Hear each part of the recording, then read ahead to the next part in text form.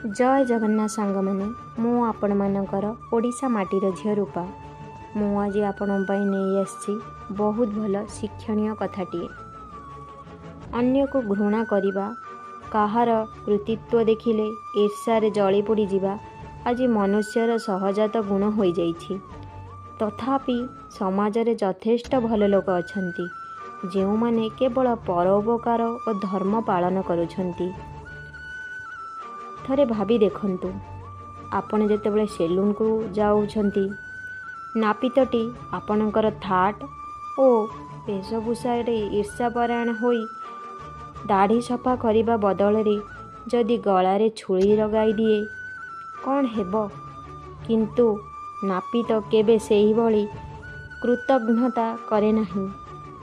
आपण सुंदर दिसिला भली मुह चिक्कण करे ओ केश विन्यास करने को चेष्टा करे।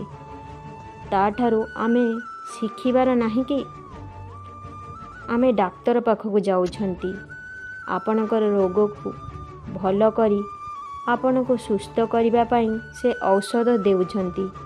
तांको मन भितरे आपणक परी घृणा भावना बा अन्य को भल न करिबा काहार क्षति देखिबा भावना जदि जात हेबो कौन हेबो।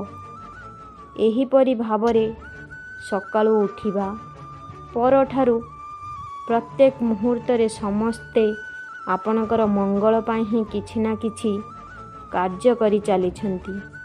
आपणक लक्ष्यरे हेउ बा अलक्ष्यरे सेमाने आपणको साहाय्यर हाथ बढ़ाई देउछंती, किंतु आपणक निजर संकीर्णता ठारू मुकुली पारु नाहंती। आपण माने आज ये समाज रे कौन करुछंती, काहार भल चिंता करुछंती कि काहार खराब चिंता करुछंती थरे भाभी देखंतु। आउ कमेंट माध्यम रे निश्चिंत जणांतु। जय जगन्नाथ।